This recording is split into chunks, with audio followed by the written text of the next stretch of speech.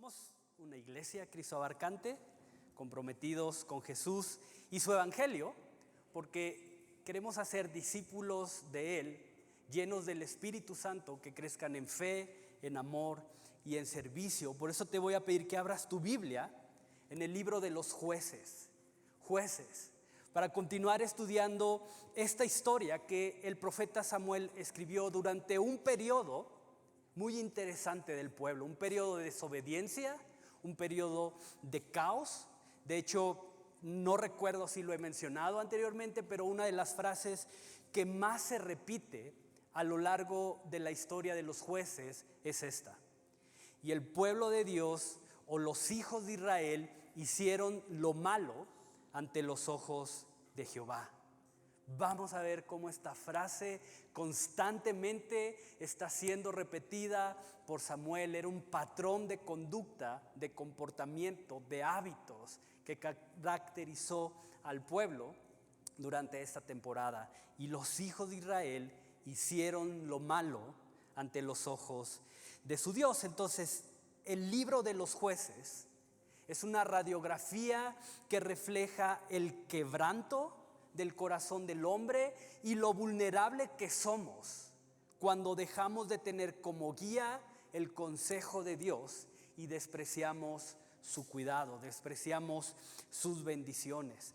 Y a través de los versículos que vamos a estudiar hoy, vamos a ver cómo pequeñas raíces de incredulidad, esas raíces de las cuales te hablé la semana pasada, cuando no son conquistadas, cuando no son arrancadas de nuestro corazón, pueden llegar a endurecer nuestro corazón. Vamos a ver el peligro también que hay detrás de un corazón endurecido y la buena noticia. No sé si puedas ayudarme con la siguiente. Esos son los 3 puntos que vamos a ver esta mañana.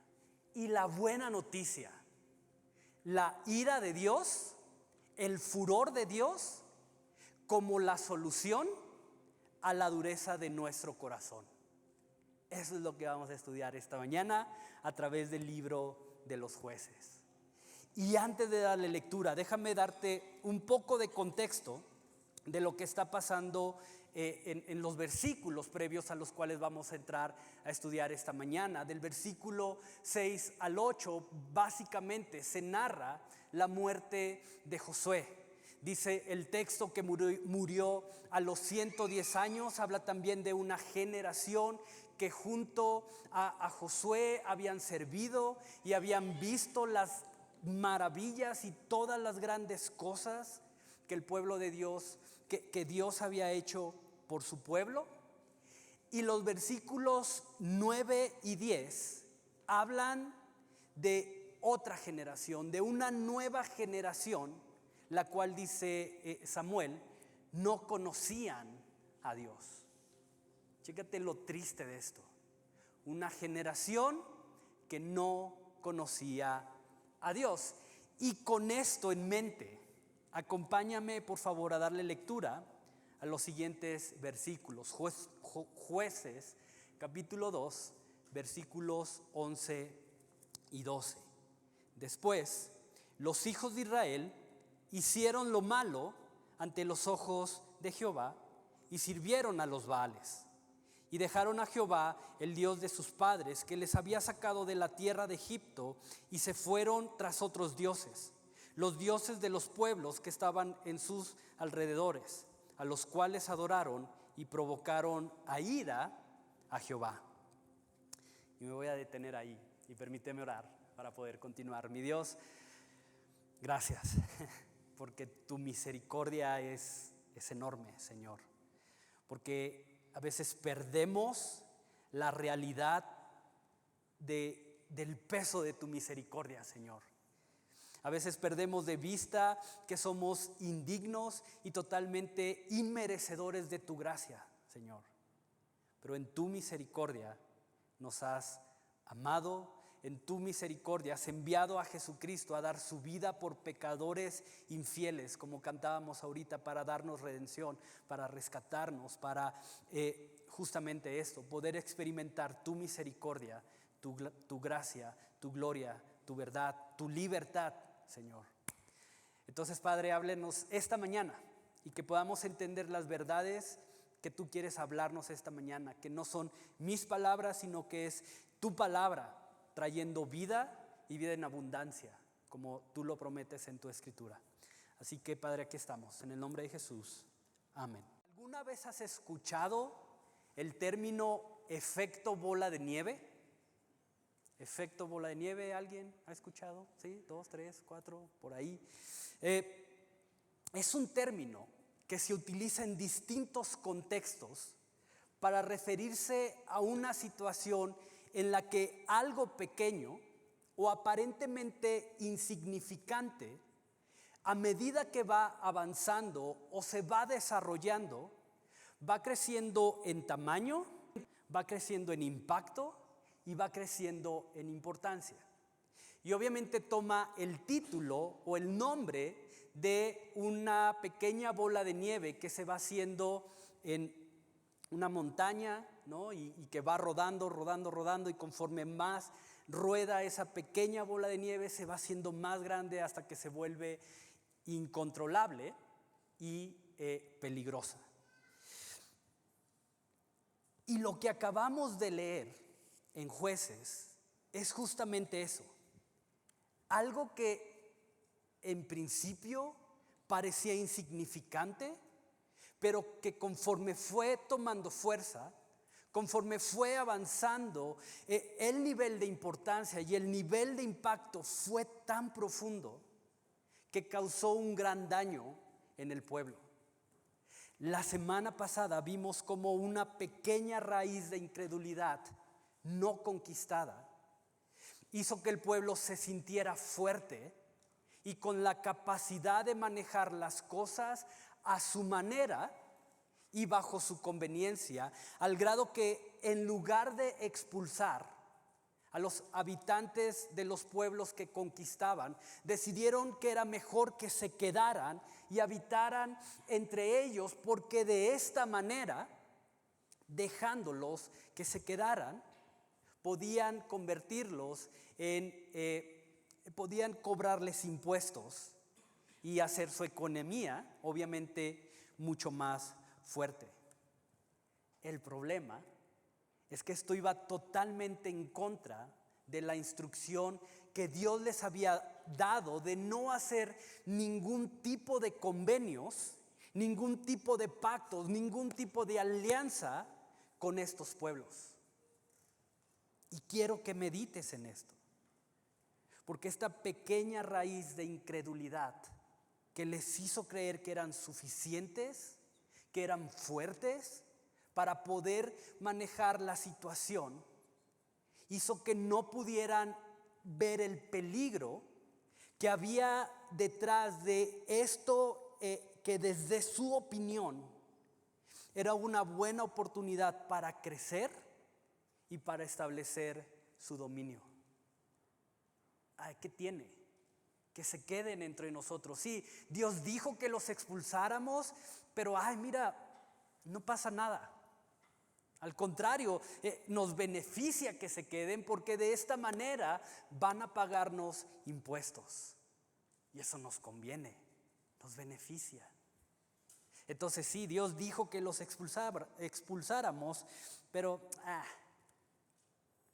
nosotros podemos dominarlo, nosotros podemos controlarlo, nosotros podemos manejar esta situación a nuestra conveniencia. Y ojo con esto, porque a medida que esta raíz iba creciendo, también se iba volviendo en algo cada vez más difícil de controlar, al grado que el daño que generó en el pueblo fue tan profundo que endureció su corazón y terminaron dejando a Dios. Y no solamente eso, no solamente le dieron la espalda a Dios, sino que dice Samuel que terminaron yéndose a adorar dioses falsos. Se sintieron fuertes, se sintieron con la capacidad de controlar la situación, creyeron que eran más sabios que Dios. hicieron lo malo ante los ojos de Jehová y dejaron a Jehová. ¿Te das cuenta cómo una cosa va llevando a la otra de manera inevitable? Como una simple raíz de incredulidad los hizo creer que eran fuertes y terminaron dejando a Dios. ¿Puedes ver cómo el corazón del pueblo se va endureciendo? ¿Sabes? Quiero que pongas mucha atención a esto. Un corazón en el que el pecado no encuentra arrepentimiento es un corazón que se encontrará cada vez más lejos de Dios. Esa es una realidad. Un corazón en el que el pecado no se topa con arrepentimiento es un corazón que cada vez más estará yéndose lejos de Dios. Déjame decirlo así.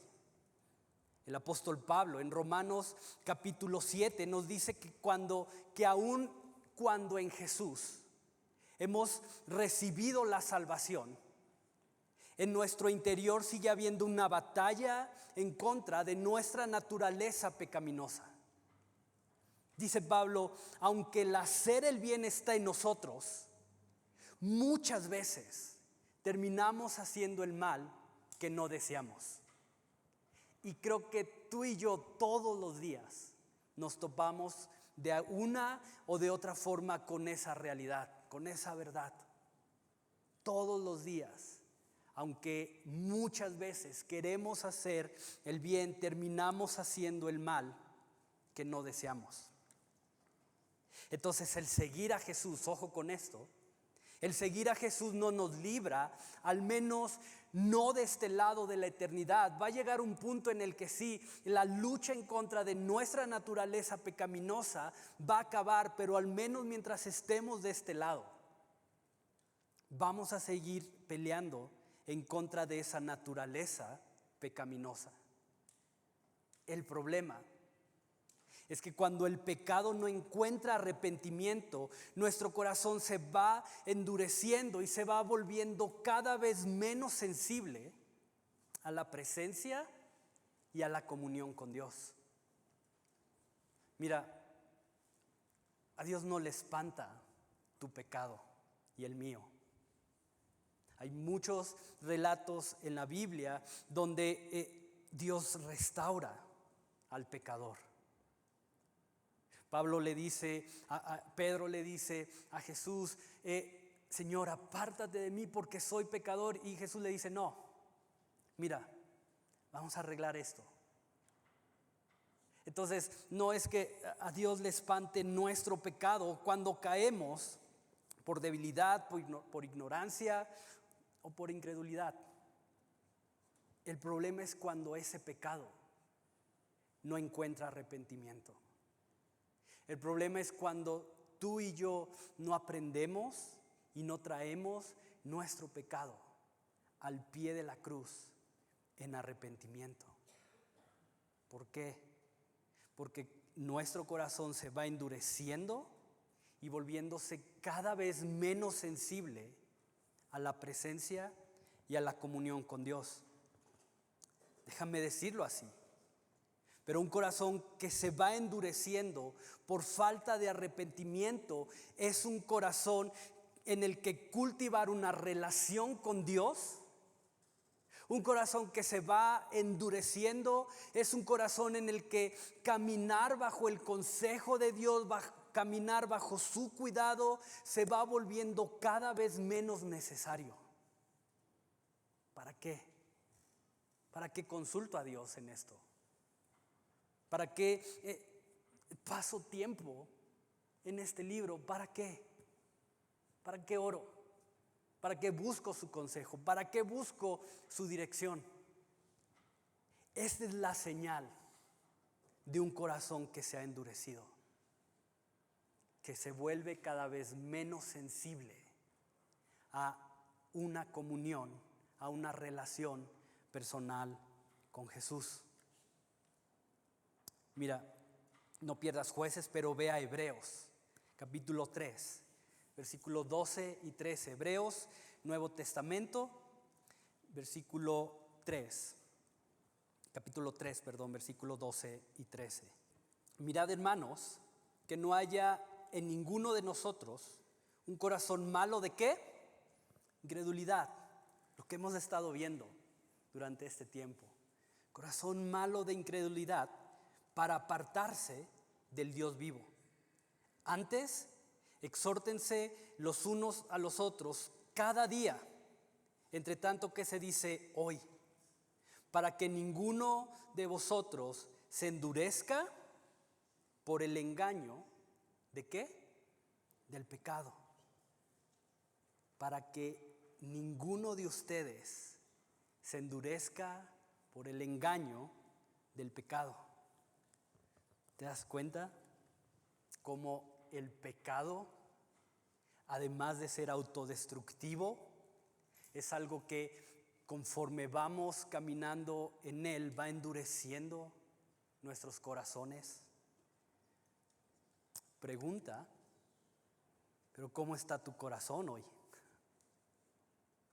¿Es un corazón que atesora y le da valor al consejo de Dios?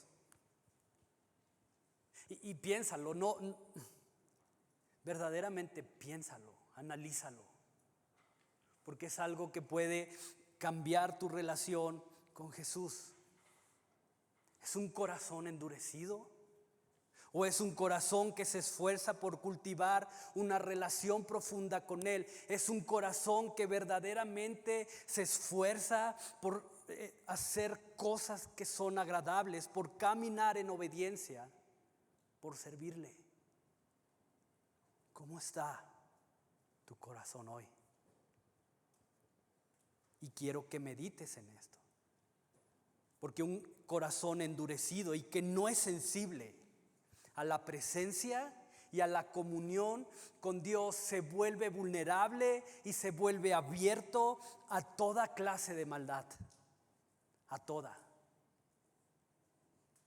Que es exactamente la historia que el libro de los Jueces nos presenta.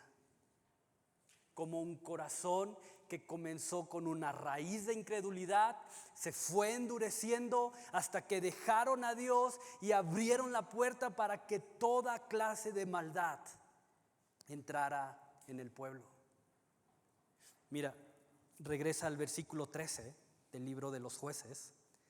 Jueces capítulo 2, versículo 13. Y dejaron a Jehová y adoraron a Baal y a Astarot. Y se encendió contra Israel el furor de Jehová, el cual los entregó en manos de robadores que los despojaron. Y me voy a detener ahí. Ahora, estos dioses, Baal y Astarot, eran dioses cananeos. Eran dioses que adoraban los pueblos que no habían arrojado de las tierras que iban conquistando, como Dios los había ordenado. ¿Por qué? Porque creyeron que eran capaces de controlar y someter a estos pueblos sin que hubiera una consecuencia. Y Dios se los había advertido. Lo irónico de esto es que Dios les había dicho: hey, si ustedes no hacen esto, van a terminar cayendo. Y ellos dicen: no, Dios, nosotros podemos controlarlo. Nosotros podemos someterlo. Mira, despreocúpate. Nosotros nos encargamos de esto. Tú sigue allá, gobernando el reino en el cielo, en tu trono. No pasa nada. Y quiero que veas algunas de las cosas que el pueblo tuvo que hacer para poder adorar a estos dioses. Tuvieron que construir lugares altos. ¿Por qué? Porque se creía que el monte en el cual el altar estuviera más alto, es decir, tuviera mayor distancia de entre la tierra y el cielo, más cerca se estaba de esa deidad. Entonces, por eso cada vez que leas en la Biblia y derrumbaron o edificaron altares en lugares altos, esa era la idea, estar más cerca de ese Dios al cual estaban adorando. Estos altares servían para ofrecer diferentes rituales y sacrificios, tanto de alimentos, de bebidas, de animales, de danzas. Además, como parte de estos rituales, tenían que participar de actos inmorales y totalmente depravados, actos totalmente degenerados como sacrificio a estos dioses.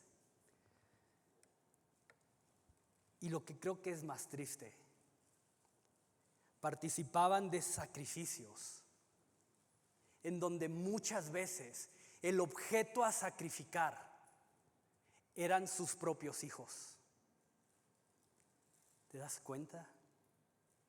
Sus hijos, no un animal, no un alimento, no una planta. Era decirle a ese Dios: aquí está mi hijo. Y lo mataba. Porque el pecado siempre es autodestructivo. Nunca ignores, por favor. Y siempre les digo a los muchachos de secundaria que les doy el devocional: mira, yo sé que en 10, 20 años ni me vas a recordar, y no tengo problema con eso, ¿no? Que me olvides, sí, para eso estamos aquí, para estar un tiempo y después ser olvidados, no tengo problema. Pero si te vas a acordar de algo de mí, que sea esto: que siempre te advertí que el pecado es autodestructivo. Siempre. 10 de 10.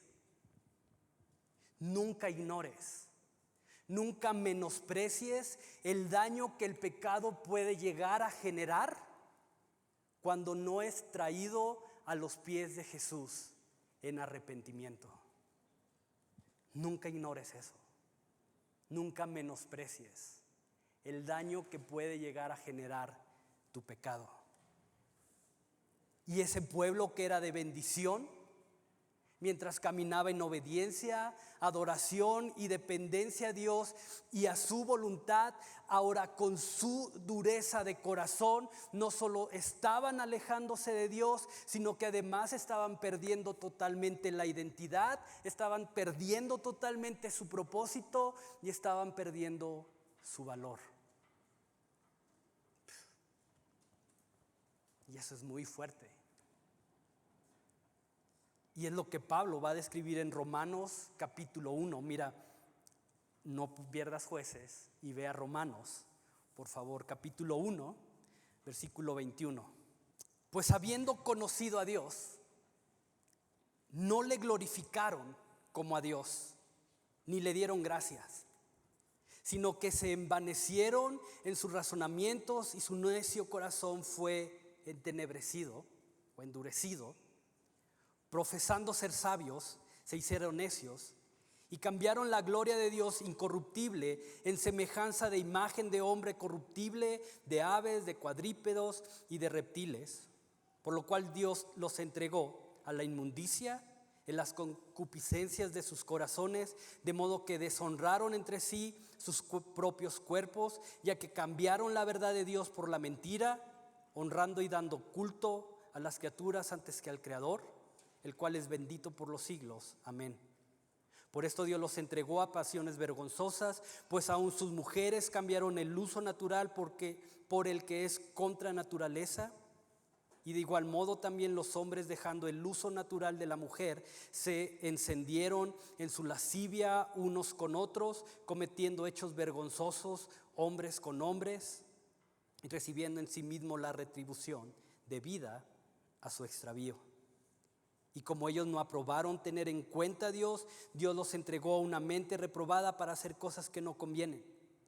Y estando atestados de toda injusticia, fornicación, perversidad, avaricia, maldad, llenos de envidia, homicidios, contiendas, engaños y malignidades, murmuradores, detractores, aborrecedores de Dios, injuriosos, soberbios, altivos, inventadores de males, desobedientes a los padres, necios, desleales, sin efecto natural, implacables, sin misericordia. Quienes, habiendo entendido el juicio de Dios, que los que practican tales cosas son dignos de muerte, no solo las hacen, sino que también se complacen con los que las practican. ¿Te das cuenta? Es la radiografía de Jueces llevada al Nuevo Testamento. No sé si puedes ver lo profundo de eso. Y ese pueblo que fue sacado de Egipto para hacer de ellos un pueblo que adorara y que sirviera a Dios, ahora están totalmente lejos de Él, entregados a la maldad, entregados al pecado, entregados a este tipo de cosas. Pregunta, pero ¿cómo crees que se sentía el corazón de Dios en ese momento? ¿Cómo estaba el corazón de Dios al ver cómo su pueblo se había desviado totalmente? La misma escritura nos responde a eso. Regresa a Jueces, por favor. Versículo 14. Y se encendió contra Israel el furor de Jehová, el cual los entregó en manos de robadores, que los despojaron y los vendió en manos de sus enemigos de alrededor. Y no pudieron ya hacer frente a sus enemigos. Por donde quiera que salían, la mano de Jehová estaba contra ellos para mal, como Jehová había dicho y como Jehová se los había jurado, y tuvieron gran aflicción. Y se encendió contra Israel el furor, la ira de Jehová. Ahora, este furor o esta ira, a diferencia de cómo tú y yo llegamos a manifestarla, en Dios no es algo descontrolado. Este furor en Dios no es algo impulsivo, al contrario, la ira de Dios es una virtud en Él que se manifiesta de manera justa, de manera santa y de manera controlada ante el pecado. Esa es la ira de Dios, algo que se manifiesta de manera santa, justa y controlada ante el pecado. Y tienes que saber esto. Tienes que saber esto. Porque ante todo aquello que está corrompido por el pecado, ese furor de Dios se va a manifestar a través de tres posturas claramente definidas. Ese furor se va a manifestar condenando y consumiendo aquello que está contaminado por el pecado. Y podemos verlo, por ejemplo, en Génesis capítulo 19, cuando Dios condena y consume a Sodoma y Gomorra por su maldad. Ese furor se va a ver manifestado a través de el hecho de que Dios va a apartar su presencia de aquello que está contaminado por el pecado. Podemos verlo, por ejemplo, en Primera de Samuel, capítulo 16, en donde dice que Dios apartó su espíritu de Saúl y un espíritu malo lo atormentaba día y noche. O ese furor se va a manifestar de una manera gloriosa, rescatando, limpiando y purificando lo que está contaminado por el pecado. Y sabes, por amor y por fidelidad a su promesa, Dios sería movido a hacer esto último. Su ira santa, justa y controlada se encendió en contra de su pueblo, no para destruirlos, no para apartar su presencia de ellos, sino para rescatarlos, limpiarlos y purificarlos una vez más, y regresarles nuevamente su identidad, su valor, su propósito. ¿No te encanta eso? Quique, ¿de qué estás hablando?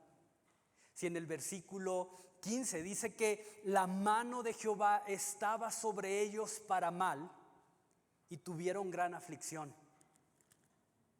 ¿Cómo que rescatarlos y purificarlos y limpiarlos?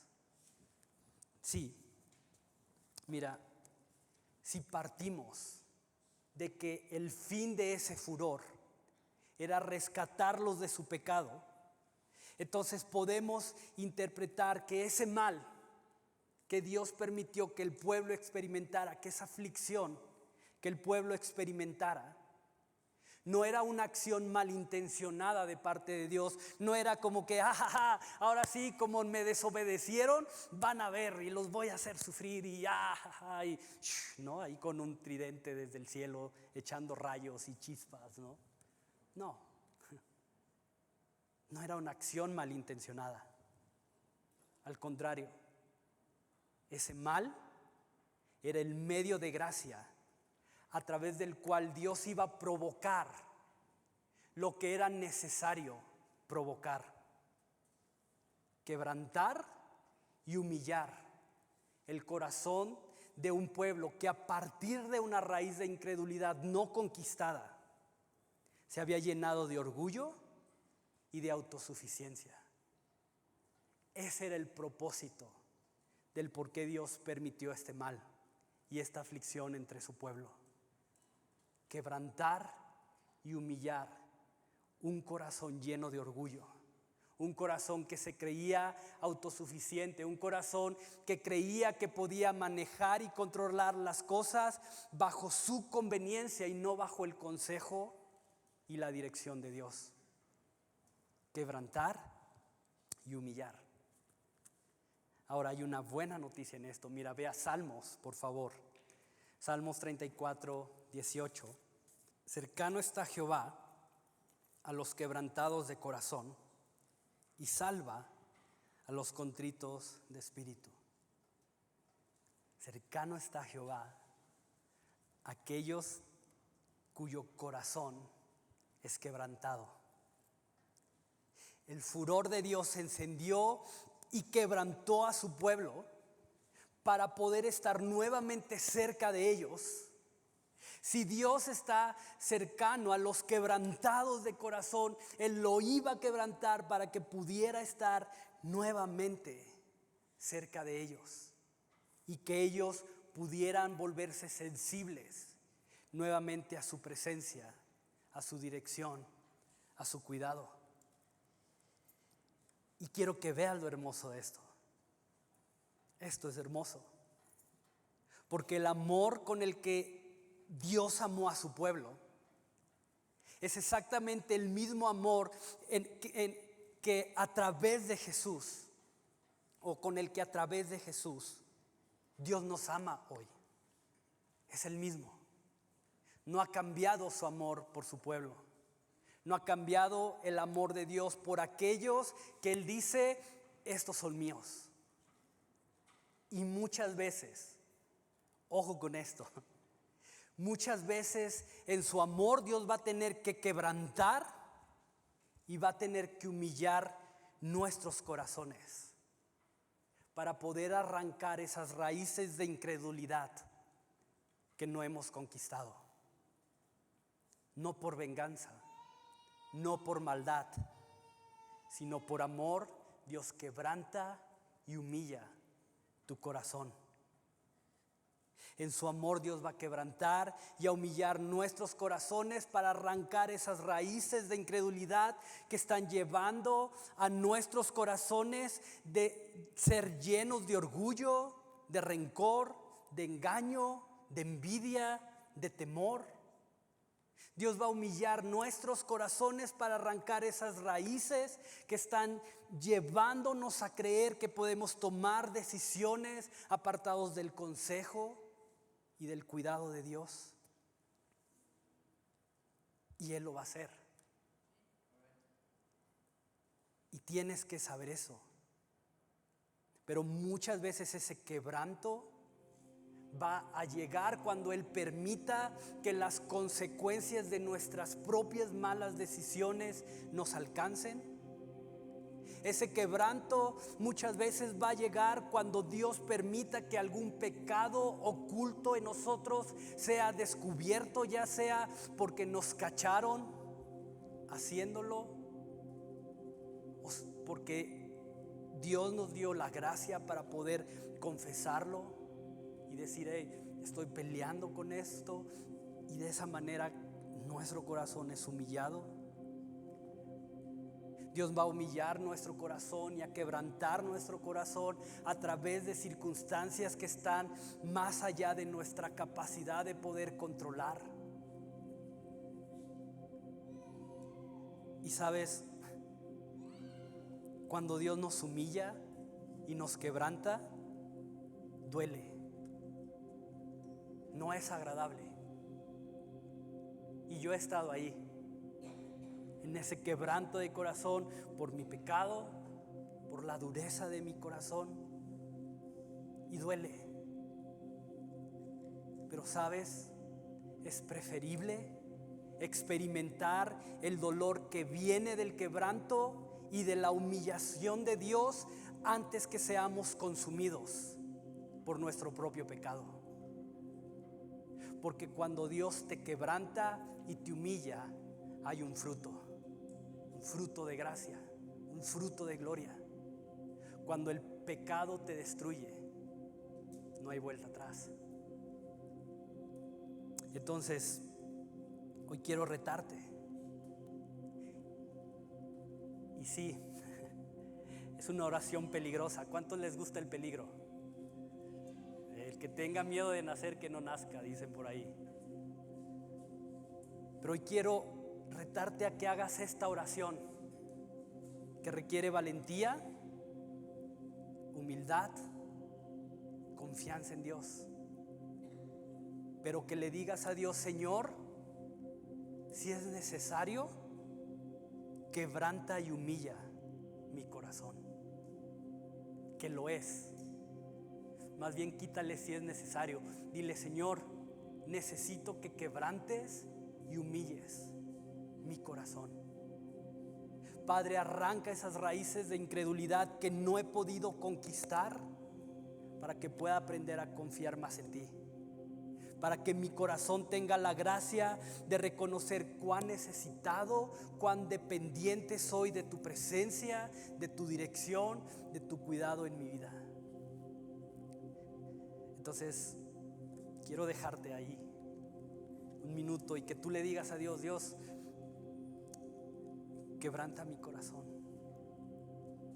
porque es preferible que tú me quebrantes a que el pecado me destruya. Entonces, ora ahí en tu lugar un minuto. Y tú sabes, cada uno de nosotros sabemos lo que traemos cargando en nuestro morral. Entonces, ponte a cuentas con Dios y terminamos adorando y alabando